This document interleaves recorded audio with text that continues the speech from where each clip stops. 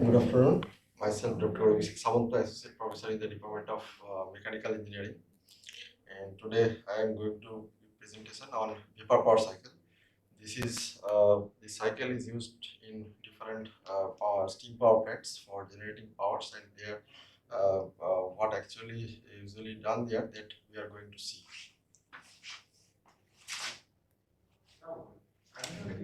So this is the block diagram of different main components of a Vapour power plant. So steam power plant. So here you can see this is the boiler, turbine, condenser, and pump, and this is the stack chimney. So first, water in the liquid phase, it will come inside the boiler from the pump. So that liquid water, it will take the heat and inside the boiler, there's from some external source, or can consider as from furnace, there hot flue gas will come, and that hot flue gas will come, and water in liquid phase it will come from the pump.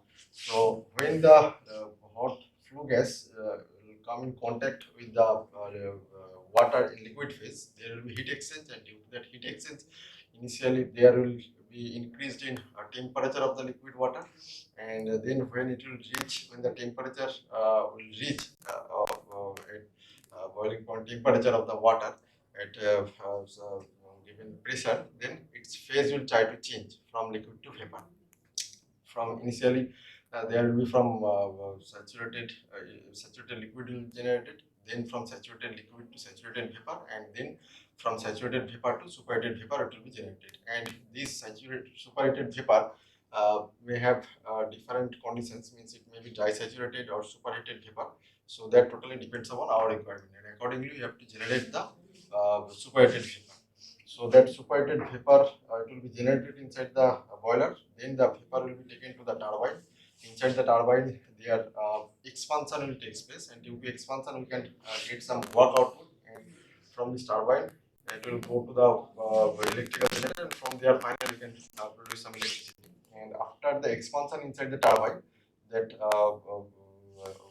its pressure and temperature of the vapor will gradually decrease, and then it will go to the condenser, where that steam will be condensed, and due to condensation, and it will be connected to the cooling tower, where condensation will take place, and as a result of condensation, finally we can get some water at the liquid phase. So that liquid phase water will be taken through this pump inside the condenser, and then it will be taken to the pump again. So inside the pump, that liquid water will be compressed, and due to compression, its pressure and temperature will be increased gradually. In high pressure temperature liquid water, it will be taken to the boiler again, where again that inside the boiler, from external source, the hot flue gas that we have previously taken from some external source, it will come in contact with the liquid water. So that liquid water, when it will come in contact with hot flue gas, its phase will try to change from liquid to vapor, as previously I told you, and revealing hot flue gas after the heat exchange, it will be taken out from the system to this stack. Then again it will go to that superheated steam, it will go to the turbine, and this way the cycle will continue. Now here, if we consider this total cycle that previously I have discussed, that is initially that water in the liquid phase, it will come to the boiler, and after getting the heat from the hot flue gas, here its phase will change of the liquid water from liquid to vapor. Then it will go to the turbine, where expansion will take place. Then it will go to the condenser, where condensation, and due to condensation, their phase will change from vapor to liquid, and then liquid water will be taken to the pump, where it will be compressed, and then that compressed water will be taken to the boiler. So now if we try to calculate the energy balance equation, so if we apply here first law of thermodynamics for a cycle, there we know that total summation of heat transfer equals to summation of work transfer. So here total heat transfer means Q in minus Q out equals to W out minus W in. So here in the previous cycle, there you can see that at the inside the boiler there is heat addition. Inside the from the turbine, there you can get work output, and for the condenser, there you can get the heat output Q out, and inside the pump, there some isentropic compression will take place. So if we consider this one, this Q in minus Q out equals to W turbine out minus W pump in. So pump for pump, this compression, it is the VDP compression. So here from external source, we have to provide the work input. So this will be the work pumping, and their turbine work output that we can get as output. And Q in is the heat transfer into the boiler, and Q output is the heat transfer from the condenser. Now, if we try to calculate the thermal efficiency of the cycle, that we have to consider as W net by Q in. So W net you can calculate from this turbine work output and pump work input inside the pump divided by the input of the cycle, and that is the Q in. Q in. So here you are getting WT minus WT by Q in equals to as previously we have seen that Q in minus Q out equals to WT minus WP. So that we can write here from the first law of thermodynamics, that is WT minus WP equals to Q in minus Q out by Q in. And from there, after simplification, we are getting minus Q out by Q in. So by that way, we can calculate the thermal efficiency of this cycle. Now this is the Rankine cycle, which is the basic cycle for running a Vapour cycle. So here, these are the four main components that previously we have discussed, that is boiler, turbine, condenser and pump. So initially that liquid water, it will come to the boiler, then there is a heat input, that is Q in. Then here its phase will change, means phase of the liquid water will change from liquid to vapor gradually. From initially it will come to saturated liquid water, then its totally phase will change from liquid to vapor, and then it will create the saturated vapor. And then if we further increase the temperature, then there we can get the superheated vapor, and that vapor will go to the turbine where there will be expansion, and due to expansion we can get some work output, that is the W turbine out. And then it will that low pressure, due to the expansion, pressure and temperature of the steam will be reduced, and that reduced temperature and pressure steam will be taken to the condenser, where there will be heat rejection from the system or directly from the condenser. And there previously we have seen that there it will be connected to some cooling towers, and also you can see here that with the condenser that is directly connected to the cooling tower, where the heat rejection will take place, and as a result of heat rejection, the phase change will take place of the steam from steam to from vapor to liquid. So then from the condenser, that liquid water will be taken to the pump, and inside the pump there will be isentropic compression, and for compression of that liquid water, here we have to provide from some external source W in, its work input we have to provide there. So then, as a result of compression, that pressure and temperature of that liquid water will be increased, and that will be taken to the increased temperature pressure liquid water will be taken to the boiler. Then again there will be heat exchange, and as a result of which there will be change in phase of from liquid to vapor of the water. Then again it will be taken to the turbine. This way the cycle will continue. So here inside the four main components, that is boiler, turbine, condenser and pump, four different processes will be involved. Inside the boiler, that process will be reversible heat addition. Reversible also constant pressure heat addition. Then inside the turbine, that process is reversible isentropic expansion.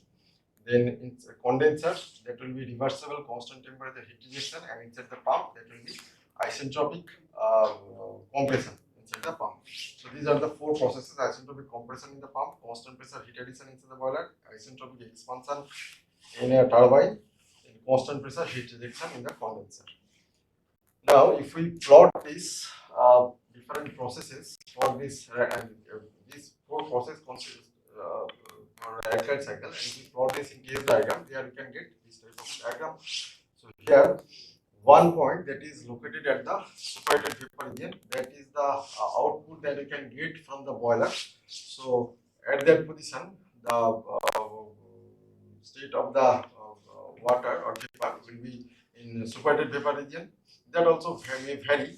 Here it is shown at the superheated vapor region, but it may be at the saturated liquid vapor line, or it may be inside the saturated liquid vapor mixer region. That totally depends upon our requirement, and accordingly we have to provide the required level of heating to the liquid water.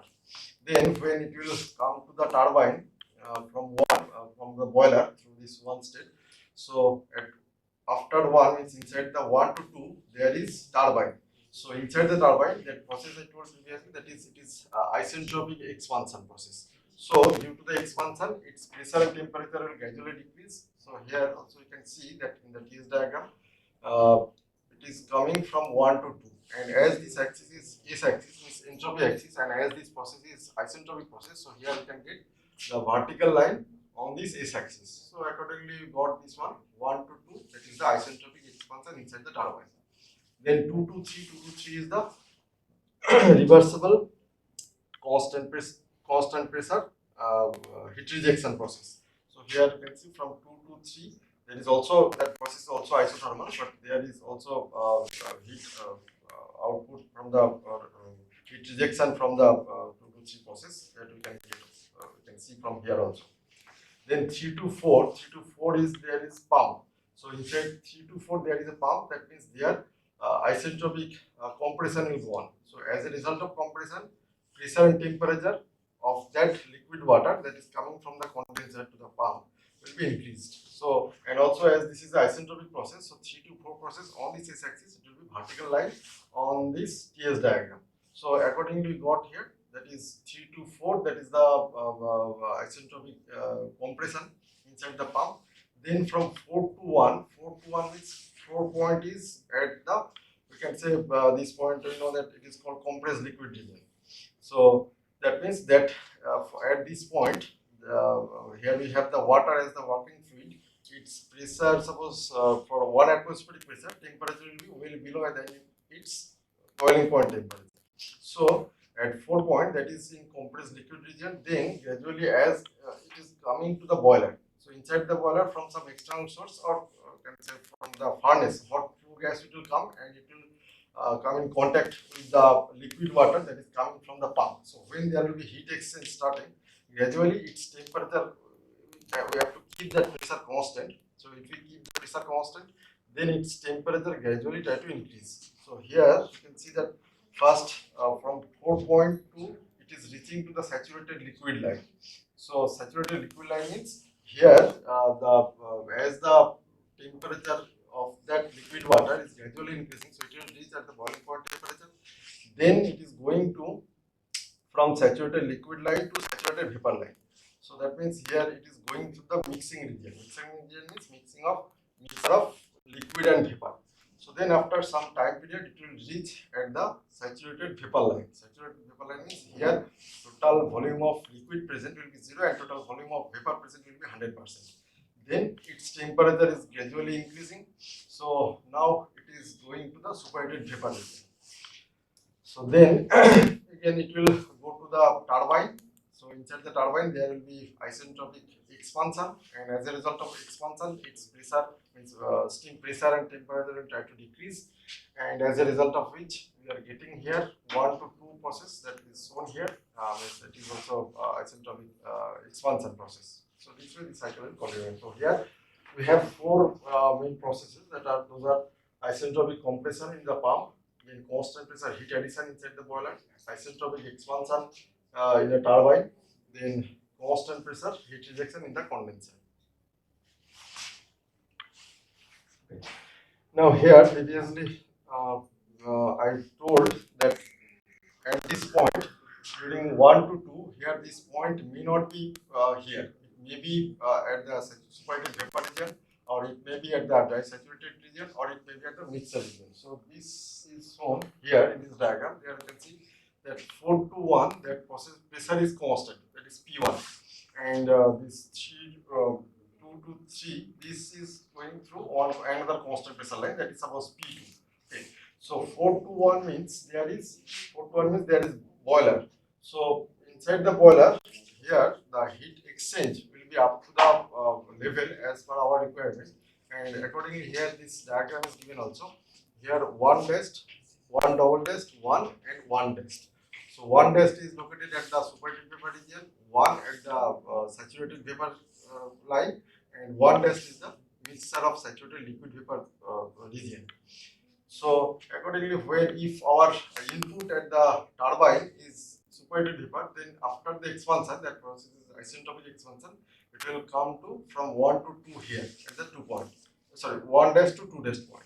But if our input at the turbine is saturated, dry saturated vapor, then after expansion, it will come to 1 to 2 point here.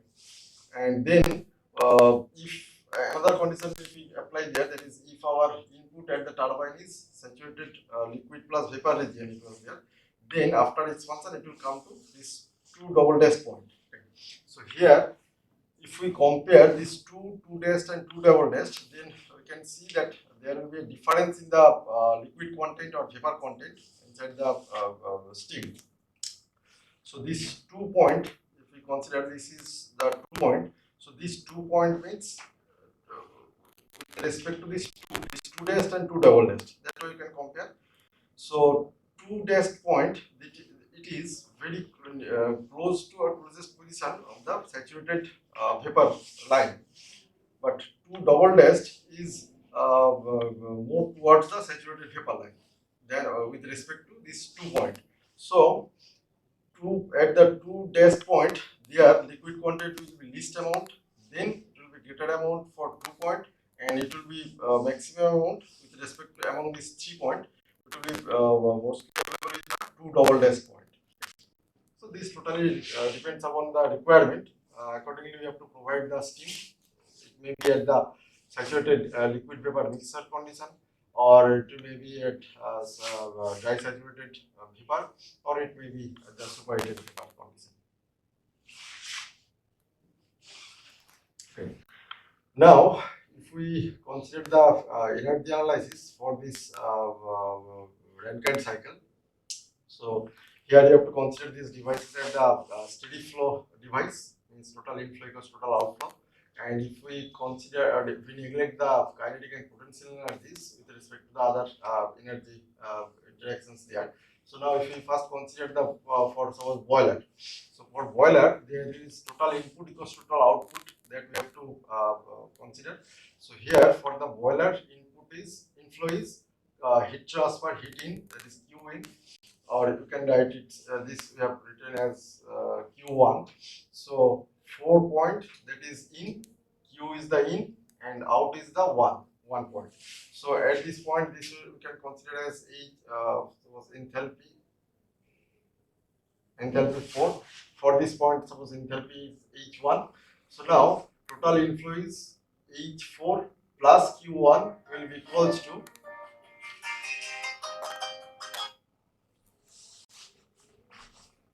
H4 plus Q1 will be equals to H1. So after simplification, it is coming Q1 equals to H1 minus H4. Next, for we consider for turbine, here input is 1, output is W output, that is the turbine work that you can get as output, and this the exhaust of this turbine 2, that low pressure, low temperature steam that will go to the condenser.